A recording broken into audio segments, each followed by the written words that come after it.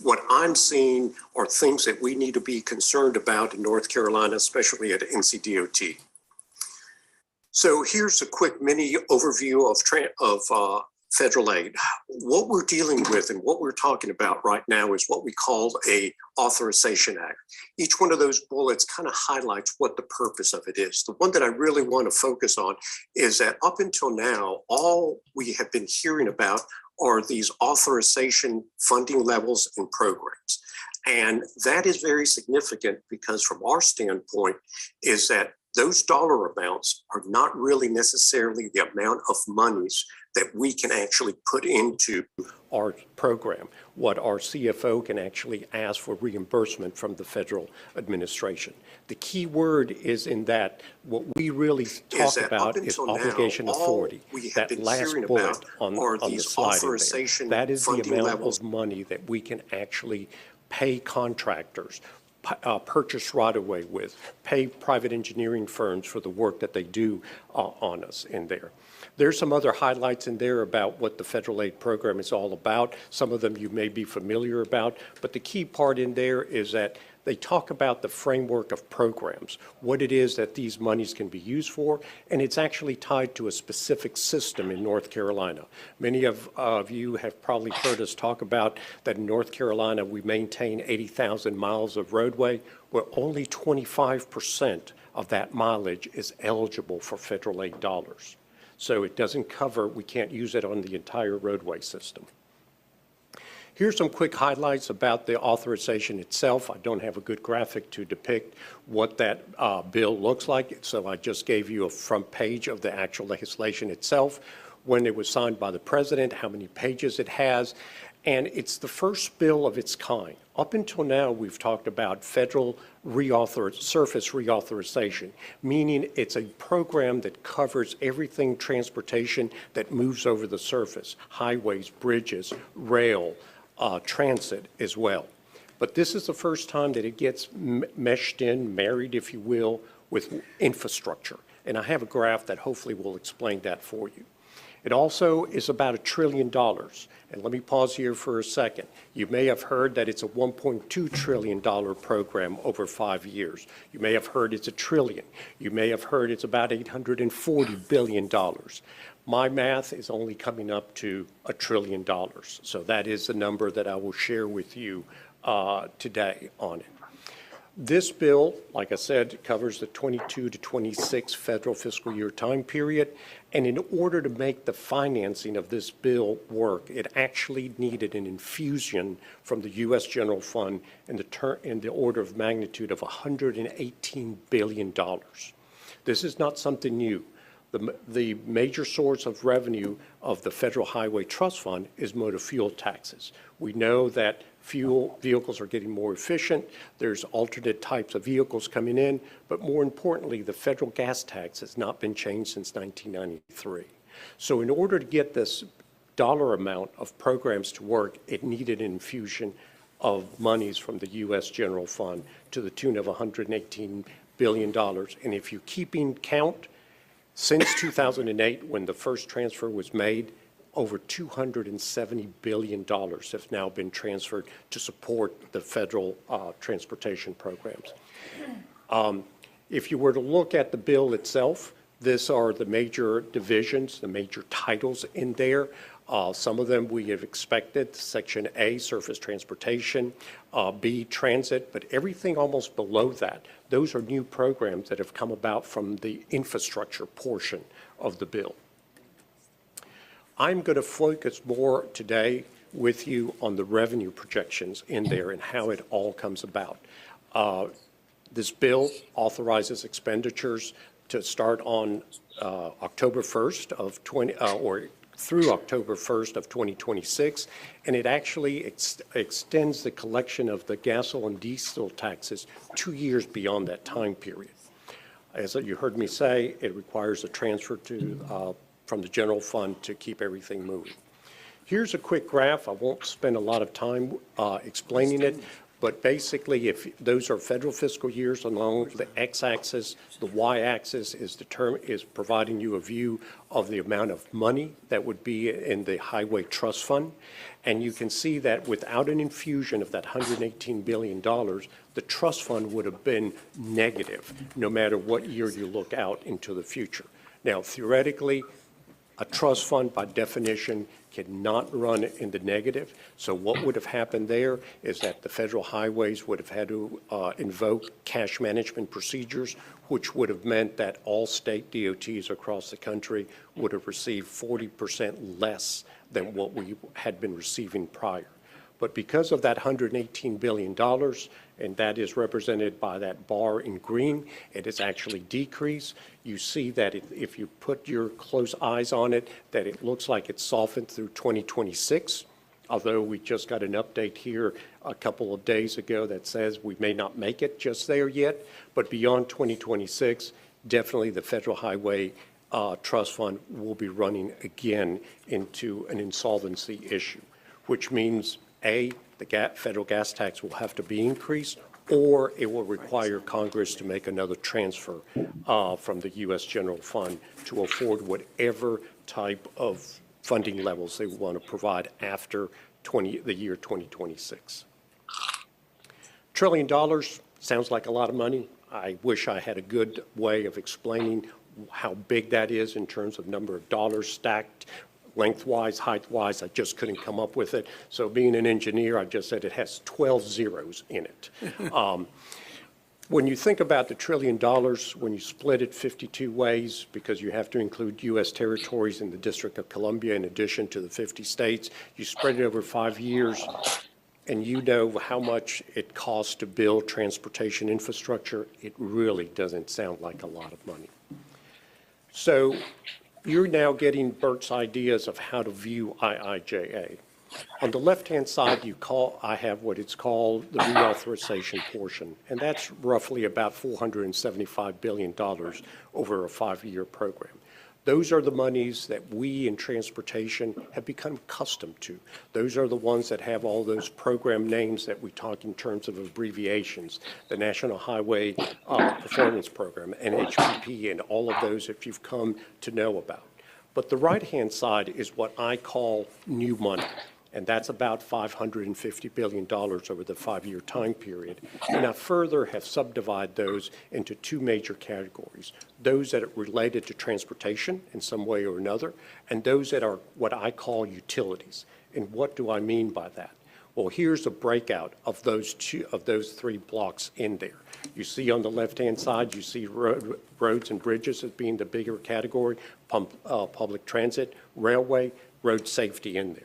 On the upper right-hand corner, that is where I'm talking about that part of that new money is transportation projects. You see roads and bridges, rail, public transit, airports, ports, and those are not traditional part of a reauthorization bill. The lower right-hand corner is the part that I call utilities, where power, broadband, water, resiliency, environmental remediation comes about. So that is kind of like in a big framework where how the money's in big pockets over a 5-year time period would really go about. Focusing specifically on the U.S. DOT, here you have a breakdown of all the different kind of monies by all the different agencies within the U.S. DOT, and over a 5-year time period, it is the bulk of the IIJA part in there.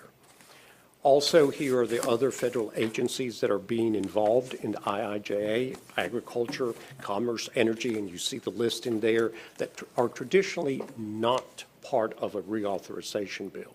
I provided you an in-house estimate. My colleague Amna Cameron actually combed through all the pages of the reauthorization bill and has tallied up about $230 billion of grant opportunities, and that is a difference.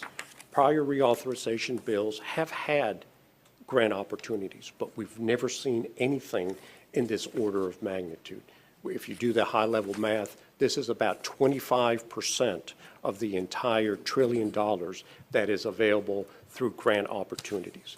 Just to give you a quick update, so far USDOT itself this year has announced and has notices out there totaling $5.2 billion of grant opportunities.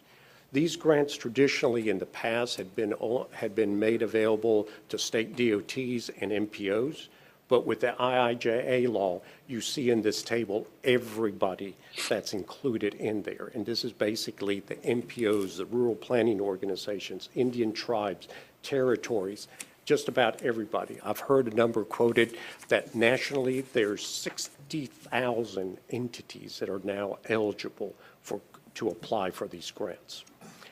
There's a lot of expectation out there for it. We are looking at how we can best position ourselves to the different type of grants that we can bring to North Carolina. Here's a quick summary of all of the different type of financial transactions that we know to date that has happened with IIJA. And just last week, we finally got our notice.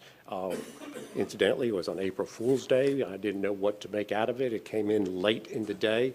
But we got that dollar amount that we've been looking to try to see how much would North Carolina get in terms of what we call the obligation authority, which is actually, again, the real money that we can pay for federal aid work that's done on behalf of the department. Here's a quick comparison in terms of, we always like to go back how we compare under the new law against what we got last year. These are comparing the programs on the reauthorization side. The colors in blue represent the programs that have continued from one piece of legislation into the other, and the ones in the mustard color are the new programs that are included under the IIJA law. I give you a comparison in total dollars in there, but the big takeaway is that it represents a little over 20% increase from one year to the next, which is what we had expected to see.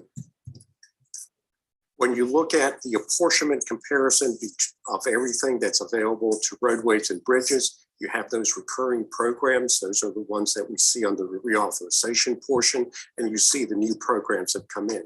But those new portion of those projects or programs that come from that upper right-hand corner, from that big pie chart, chart that I shared with you, you have the Appalachian, you have the bridge programs in there, and you can see the difference that we have. Now, one thing I will have to bring to your attention is that down in 2021, departments of transportation across the country got a special amount of money for COVID response. That $260 million roughly is split $30 million to the MPOs, and the remaining 230 came to the NCDOT. If you take those out, the dollars are kind of sort of close to what we have seen. So from our standpoint of looking at year over year, we're not seeing that much of an increase in the obligation authority between 21 and 22. This is a chart that really walks you real close, and unfortunately these were done based on our projections on there. We now have the fine exact numbers that we're trying to reconcile and make sure, but you get the order of magnitude in terms of the total number of dollars that we received in 21, which is roughly about $1 billion, and we expect to get about $1.2 billion in 22. So that gives us a net $200 million increase right now. Don't get too enamored with those numbers. We're still combing through it and double checking the math, because we will need to make sure that all of our programs, our cash balances, what our CFO uses to make provisions for spending for the rest of the state fiscal year, we got it right. We can't afford to get it wrong. Here's my last slide that I have for you. This is looking at the outlook. What we're doing right now is basically we have a check mark behind everything that we were expecting in fiscal year 22. We are now moving to try to strategize how best we can position North Carolina for what we call August redistribution. In case you haven't heard about that term, is at the end of the federal fiscal year, Federal Highway says there's going to be this amount of obligation authority that can be used by other states. Raise your hand, if you will, if you can use more than what you've already had. And we have been successful in years past in getting that. We are really sharpening up our pen to pencil to make sure that we maximize that return. Over the next 5 years, I'm a planner, so I look 20, 30 years into the future. We're looking at how we can implement those new programs. How do we navigate the grant opportunities that I've mentioned that are available so we can maximize that for North Carolina? And then, as you well know, our state transportation improvement program covers a 10-year time horizon, but this federal legislation only is a 5-year. So we're starting to have to think about how to read the tea leaves, if you will, for what is Congress going to be doing in years 26 forward. And so, Mr. Chairman, I've breezed through this, so I want to give our CFO enough time to give you a finance update of where we stand today. And I'll be glad to take any questions. Any questions from the committee this morning? We'll go, Mr. Chairman. Okay, Chairman McInnes. Thank you, my friend. We appreciate your quickness and speed. You were talking in Roman numerals there, which went above my head there a couple of times. Just to go back and make sure I hear that one number. We got money that we're going to get anyhow. And they've rolled that all into the same barrel with the new money. Would you mind just separating out that one number of new money that we're getting so everybody could hear that? Because there's some confusion in the marketplace to think that we're going to get all this fresh new money when in fact a lot of the money, significant amount of the money, was already coming to us in the first place. I will answer your question in a different way, if I may, Mr. Chairman. And that is, you've heard me talk, the State Transportation Improvement Program has a 10-year time horizon. It is built based on revenue assumptions that we work with of Office of State Budget Management and our assumption of federal aid dollars. So we already had a federal aid dollar assumed in there. Thank goodness Congress came and gave us a little bit higher, but I'll be glad to get you those numbers because we're still working through them right now. If you could provide those for the whole committee, that would be great. Second, yes. Chairman Allen. Thank you, Bert, for being here again. Always very thorough. You make my head spin with some of your numbers. I'm always interested in public transit because there are two distinct kinds in my mind, just from observation. One is large buses in big towns, and another one is small buses that carry people to medical appointments and so forth in counties. Yes. And I happen to be in one of the fastest growing counties as well as the oldest county in the state demographically, I understand. So we have quite a few of the small little buses. A neighboring town has a bus system, and I just got a breakdown. I see the big block of, not sure what money that represents, big block of money for public transit.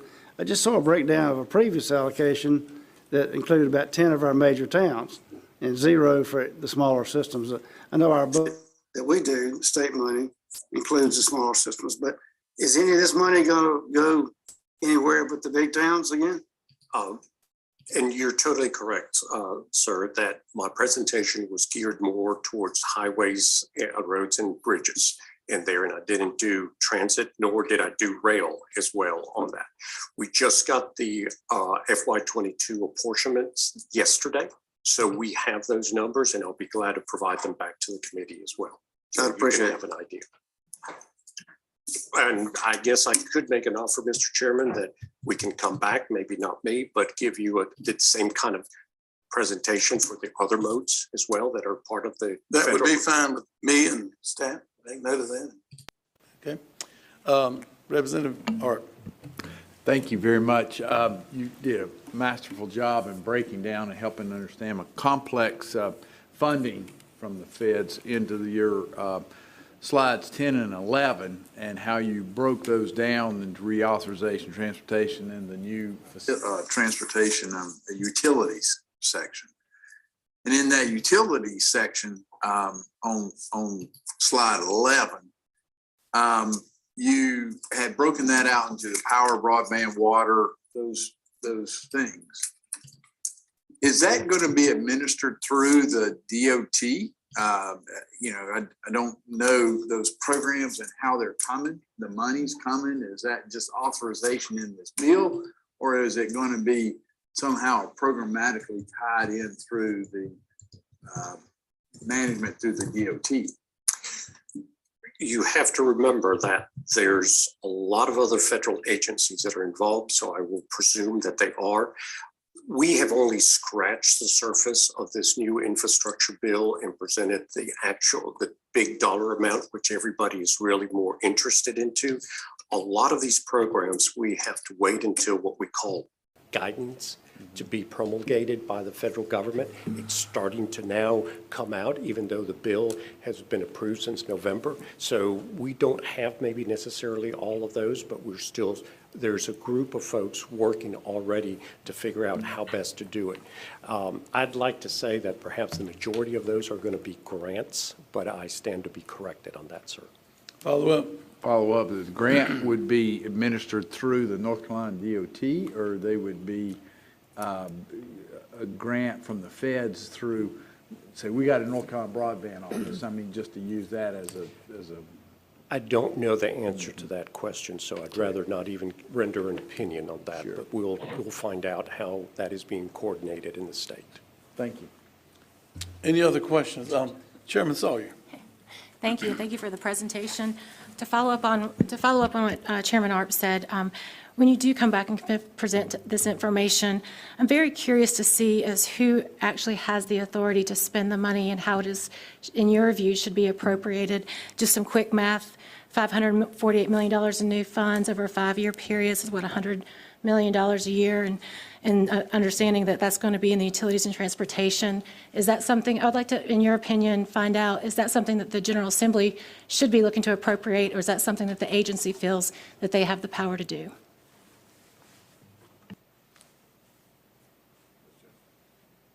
Go right ahead. Okay.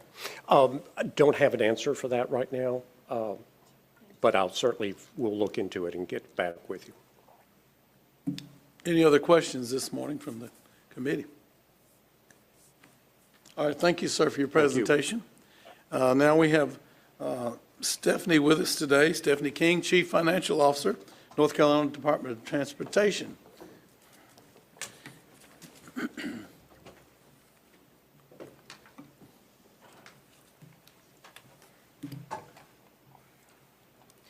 Good morning. I'm Stephanie King, Chief Financial Officer with the DOT. And kind of building upon what Bert just talked about, a lot of times even we have a lot more questions than we do answers in regard to IIJA. But I do want to start off with some positive news. As far as our financial status at DOT right now, our revenue and our expenses are in alignment with our forecast. Our outstanding commitments, this is our work that we've pushed out to our partners in industry, has grown significantly over this past year, and I'll talk a little bit more about that in a few moments. And so cash as a percentage of our open commitments is about 30%. So we're pushing out the work to industry. However, the flip side of that is, just as in the world today, our industry partners are still dealing with COVID economic impacts. We're having labor shortages, material issues that we're trying to mitigate. So that's kind of a thread that we've seen, obviously, through this past year with 8 months under our belts through February. And so we continue to work with our partners to better understand how that's going to impact our spend plans and what we can project. Bert did a great job talking about IIJA. We just this week, though, got our obligational authority numbers in the system, which means we can start kicking up our federal aid billings. And so our team will be very, very busy in the coming weeks doing those billings, because we want to get ourselves in a positive position for August redistribution. So we know we get funding at list level, and they give us billing authority at this level, and when we get to this August redistribution, it helps kick us up to get reimbursed based on expenditures we already have. And so we have a very robust advanced construction program at DOT. And so we already have expenditures on our books that we've cash flowed that now we can convert to our federal aid funding and get reimbursed for it. So We are always kind of the first in line to raise our hand, as Bert mentioned, to get in line for additional billing authority at the federal level.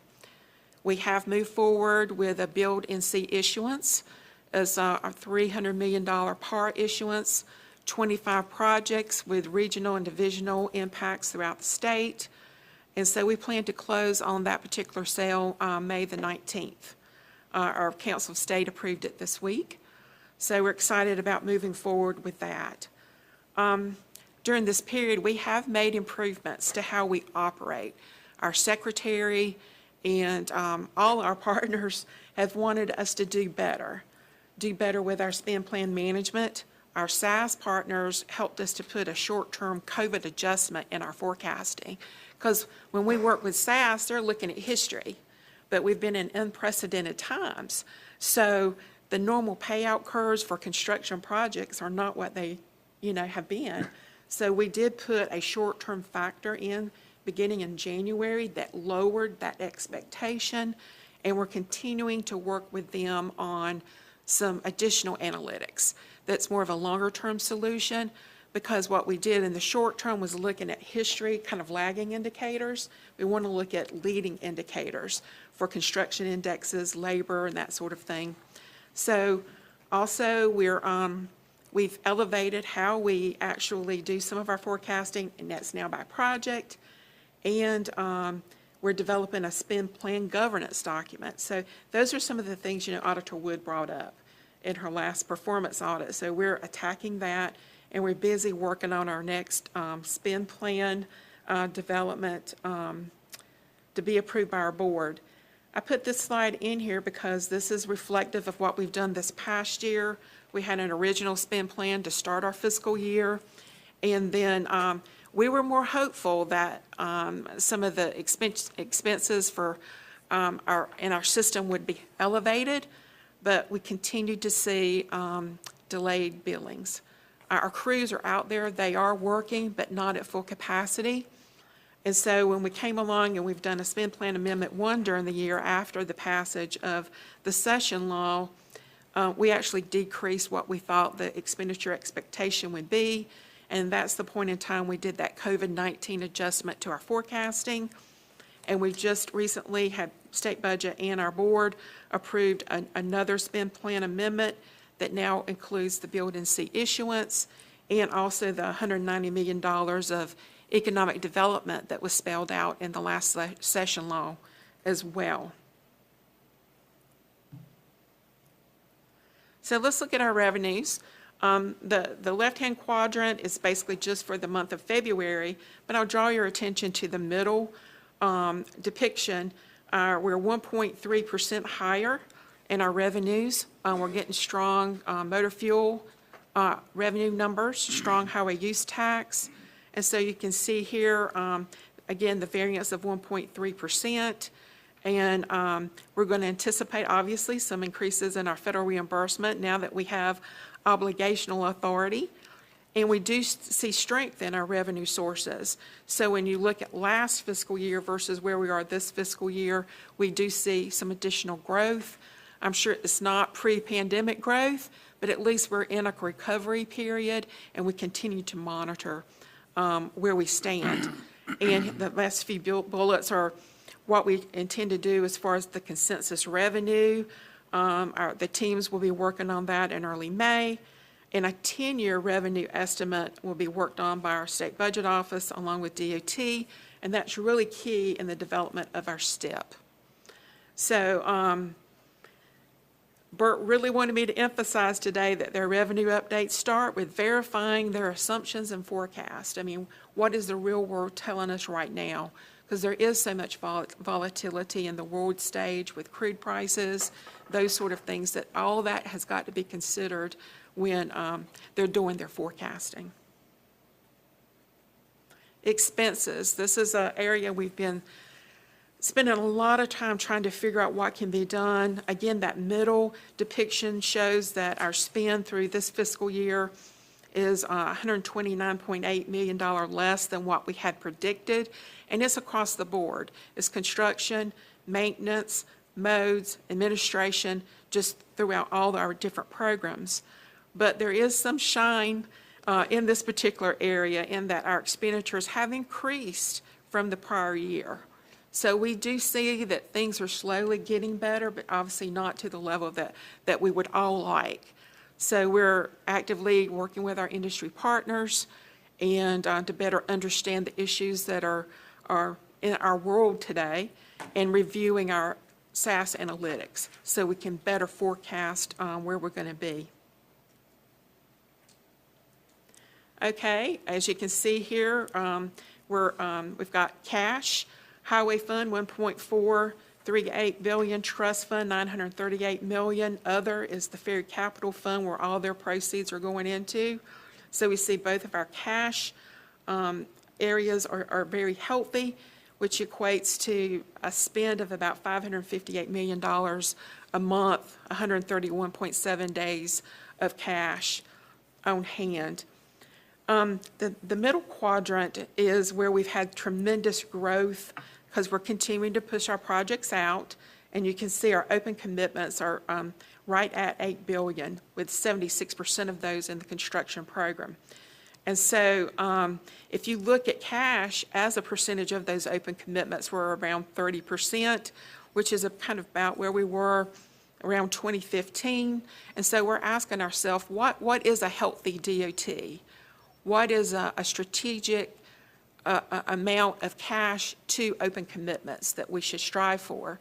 Because we all know just because we have cash in our bank today doesn't mean that we can spend it. We've got to look at what's on the books, what's our liabilities, and what's the timing of when those monies are going to be needed.